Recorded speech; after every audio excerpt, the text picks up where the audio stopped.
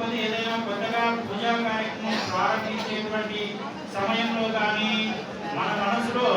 ఏదైనా కొత్తదైనటువంటి ఒక కార్యక్రమాన్ని, ఒక వివాహానికి అనుకూలంగా మనం ఏదైనా మాట్లాడుకునేటువంటి సమయంలో కానీ, లేకపోతే మనం ఏ కార్యక్రమం మనము ప్రాతకాలంగా నిద్రలేచిన తర్వాత కాలకృత్యాలను పెంచుకొని మన ప్రతిరోజు వెళ్ళేటువంటి కార్యక్రమానికి, ఏ కార్యక్రమం అయినా సరే వెళ్ళేటువంటి సమయంలో మనం చక్కగా ఆ యొక్క స్వామివారిని, విఘ్నేశ్వర స్వామి వారిని కలుపుకొని బయలుదేరితే మనకు ఎటువంటి సర్వ విఘ్నాలకు అధిపతి కాబట్టి ఆయన్ను అందుకని ఏమంటారు అంటే విఘ్నేశ్వర స్వామి వారిని సర్వ విఘ్నాలకు అధిపతి అని కూడా చెప్తారనమాట. అందుకనే ఏ పూజా కార్యక్రమం చేసినా కూడా,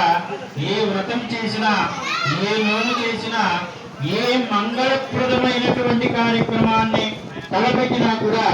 ఆ స్వామి వారిని మనం ముందుగా అనంతరము ఆ యొక్క మన